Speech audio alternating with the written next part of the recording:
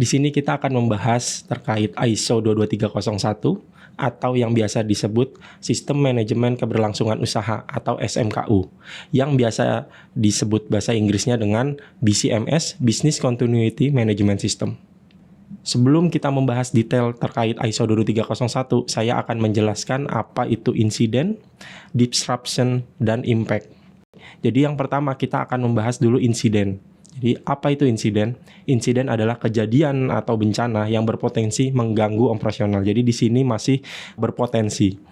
Jadi apa contohnya? Biasanya adalah seperti banjir, terus kebakaran. Jadi banjir di sekitar lokasi kerja kita. Lalu apa itu disruption? Disruption adalah kejadian yang sudah menyebabkan terganggunya aktivitas operasional organisasi. Jadi kalau tadi insiden adalah masih berpotensi, kalau disruption adalah yang sudah mengganggu operasional. Nah, apa contohnya? Contohnya adalah karyawan tidak bisa akses ke lokasi kerja kita. Jadi kalau tadi insiden adalah banjir di lokasi kerja kita, kalau disruption adalah karyawan sudah tidak bisa akses ke lokasi kerjanya. Lalu apa itu impact? Nah, impact itu adalah dampak yang terjadi karena adanya disruption tersebut. Jadi kalau yang dicontohkan adalah karyawan tidak bisa melakukan pekerjaannya. Jadi karena banjir, lalu karyawan tidak bisa akses ke lokasi kerja sehingga karyawan tidak bisa melakukan pekerjaan operasionalnya seperti biasa. Nah, itu adalah sedikit perbedaan antara insiden, disruption, dan impact. Dalam konteks business continuity, kita sebenarnya tidak fokus terhadap insiden atau disruption-nya. Tapi yang kita fokuskan adalah terkait impact-nya. Jadi bagaimana kita memperkecil impact, bagaimana kita menanggulangi impact, dan lain-lain. Seperti itu. Jadi impact-nya diperkecil atau dihilangkan supaya bisnis kita tetap bisa berjalan dengan baik. Dan bagaimana caranya supaya bisnis tetap berjalan jika ketika ada insiden, ada disruption, dan lain-lain. Nah, itu makanya perlu ada Business Continuity Management System. Oleh karena itu, kita akan membahas secara detail kira-kira apa itu Business Continuity Management System atau SMKU, Sistem Manajemen Keberlangsungan Usaha. Lalu, apa itu Business Continuity? Jadi kalau menurut ISO 22301, klausul 3.3, dalam bahasa Inggrisnya, capability of an organization to continue delivery of products and service with acceptable time frame at predefined capacity relating to disruption. Jadi itu adalah kemampuan perusahaan atau organisasi saat terjadi bencana atau gangguan untuk tetap memberikan layanan bisa barang, jasa dengan standar waktu yang sudah disepakati sebelumnya. Oleh karena itu biasanya akan dibuatkan suatu rencana yang jelas oleh perusahaan. Nah, biasanya itu disebut dengan BCP atau Business Continuity Plan. Nah, di sana biasanya perusahaan akan mendefinisikan kira-kira strategi-strategi apa yang akan mereka ambil jika terjadi bencana. Oke, nah kita akan membahas kira-kira poin-poin apa saja yang akan didetailkan di dalam ISO 22301 ini untuk merencanakan keberlangsungan usaha tersebut. Dalam ISO 22301, mereka menerapkan model PDCA. Jadi Plan, Do, Check, Act untuk merencanakan, menyusun, implementasi, menerapkan, memantau, meninjau, mengelola, dan melakukan peningkatan terhadap efektivitas BCMS yang kita buat.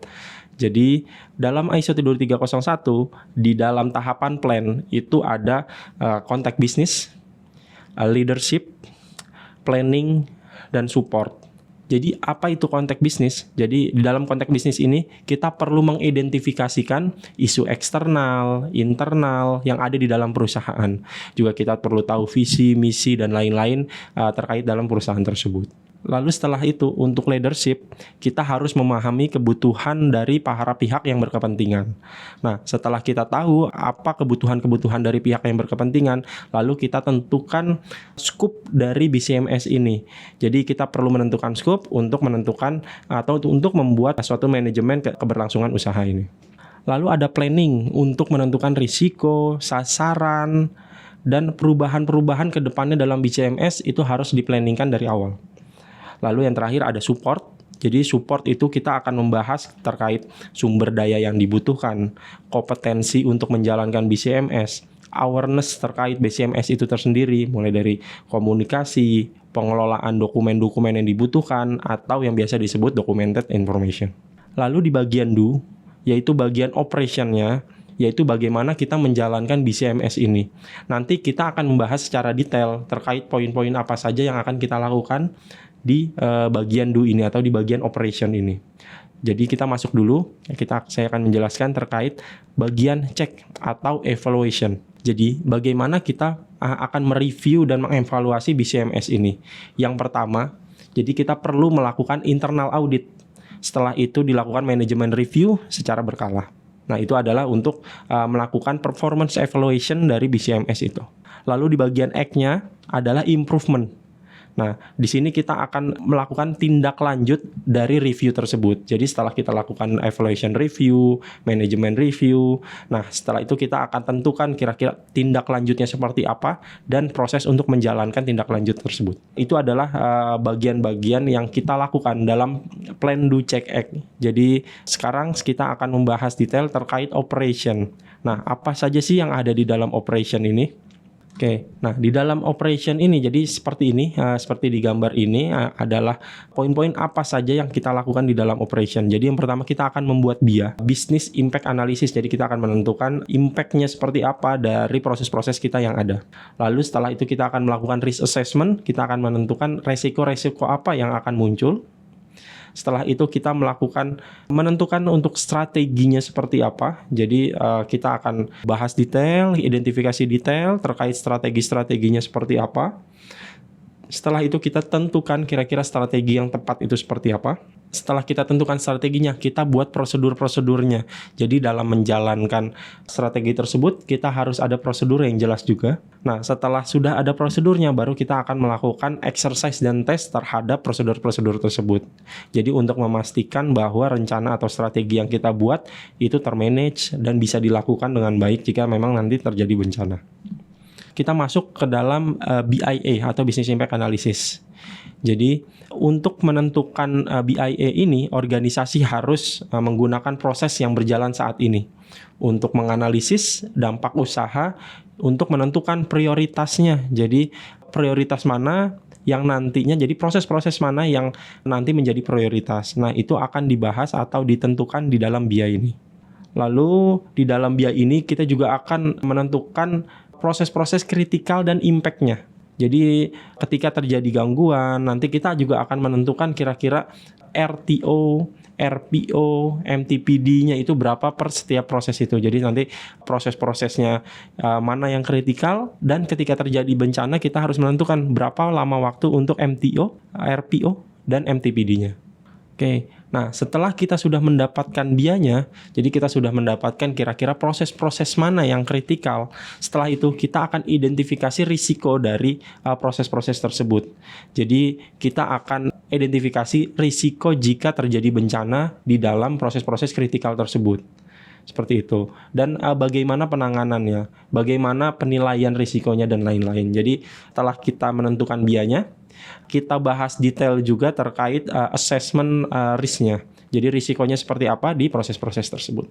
Nah, jadi itu adalah sedikit gambaran terkait BIA dan risk assessment. Lalu ada business continuity strategy. Jadi organisasi harus mengidentifikasikan dan menentukan kira-kira strategi apa yang cocok untuk perusahaan tersebut. Nah, kita harus mengidentifikasikan sebelum, selama, dan setelah gangguan atau setelah gangguan terjadinya bencana. Organisasi harus mengidentifikasikan dan menentukan kira-kira strategi mana yang cocok bagi perusahaan tersebut. Kita harus mengidentifikasikan sebelum, selama, dan setelah gangguan itu terjadi. Jadi strateginya harus mengcover 3 poin tersebut: selama, setelah, dan sebelum gangguan itu terjadi. Nah, lalu apa saja sih yang harus diperhatikan dalam menentukan strategi ini? Jadi, yang pertama kita harus identifikasi strategi dan solusi apa saja yang mungkin dan bisa dijalankan. Jadi kita harus menentukan dulu kira-kira pilihan-pilihan yang mungkin bisa dijalankan itu apa saja. Setelah itu baru kita pilih dari pilihan-pilihan tersebut. Jadi setelah dapat kita kira-kira yang memungkinkan mana, kita pilih mana yang paling memungkinkan atau paling cocok untuk organisasi. Nah, setelah kita pilih, kita akan identifikasikan juga untuk sumber dayanya. Jadi kira-kira butuh orangnya berapa, perangkatnya apa saja, aplikasinya apa saja dan lain-lain. Jadi kita harus identifikasikan sumber daya yang dibutuhkan untuk menentukan strategi tersebut. Lalu yang keempat, bagaimana kita akan menerapkan solusinya. Nah, jadi bagaimananya ini nanti akan kita tuangkan di dalam prosedur-prosedurnya. Nah, jadi itu adalah 4 poin yang harus yang biasanya ditentukan atau diidentifikasi saat membuat atau menentukan strategi yang cocok untuk BCMS. Poin yang setelahnya kita ada business continuity procedure. Jadi setelah kita menentukan kira-kira strategi-strategi mana yang cocok, kita akan membuat prosedur-prosedurnya. Jadi kalau di dalam ISO ini, organisasi harus mengidentifikasikan dulu dan mendokumentasikan kira-kira rencana dan prosedurnya itu seperti apa. Jadi setiap poin-poin ini kita harus identifikasi juga kira-kira outputnya itu apa atau keluarannya itu apa. Jadi apakah dokumen-dokumennya sudah jelas atau belum, terus dokumen apa saja yang harus dihasilkan saat terjadi bencana, dokumen mana yang memang kita siapkan sebelum terjadi bencana dan lain-lain. Nah, lalu apa saja sih yang harus ada dalam prosedur ini? Jadi saat kita membuat prosedur, pastikan di sana sudah ada struktur responnya. Jadi bagaimana saat terjadi bencana kita harus jelas kira-kira eskalasinya ke siapa yang pertama menangani, terus harus lapor kemana dan lain-lain. Jadi struktur respon ketika terjadi bencana itu juga harus ada di dalam prosedur. Lalu yang kedua, bagaimana mekanisme peringatannya atau komunikasinya saat terjadi bencana. Jadi warningnya seperti apa, terus eskalasi komunikasinya seperti apa, mana atau siapa yang harus dihubungi dan lain-lain. Nah, itu juga harus jelas di dalam prosedur. Lalu yang ketiga, tahapan detail dari strategi yang dipilih tadi. Jadi setelah kita tadi milih strategi yang cocok, kita harus detailkan prosesnya. Jadi step by stepnya kita harus tuangkan di dalam prosedur bagaimana cara menjalankan strategi tersebut. Nah, itu juga harus ada di dalam prosedur. Nah, yang terakhir di dalam prosedur kita juga harus bagaimana kita memulihkan ke kondisi awal. Jadi setelah terjadinya bencana, responnya seperti apa dan lain-lain, dan kita juga harus mempunyai prosedur untuk membalikan keberlangsungan usaha ke posisi awal kita sebelum terjadinya bencana. Nah, itu adalah 4 poin yang harus ada di dalam business continuity procedure. Nah, mungkin yang terakhir kita akan bahas exercise dan tes.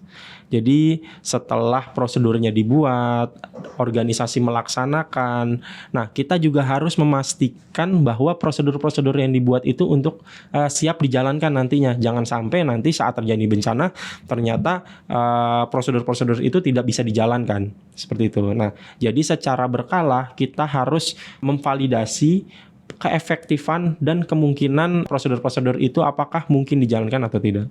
Seperti itu. Jadi kita harus memastikan secara berkala kalau prosedur itu bisa dijalankan. Nah, setelah dilakukan exercise dan tes, organisasi juga harus bertindak atas hasil latihan tersebut. Jadi report-report dari hasil latihan, hasil tes tersebut harus ditindaklanjuti.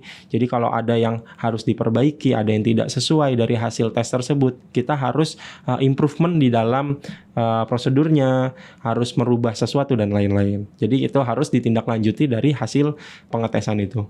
Dan evaluasi ini itu harus dijalankan secara periodik.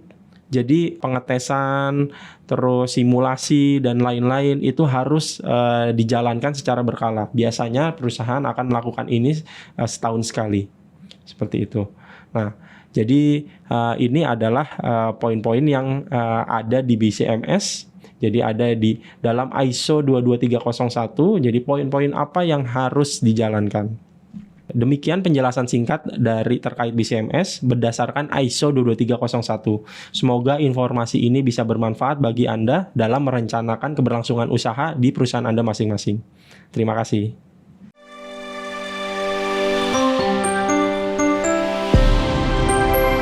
Mitra Tax, your compliance partner.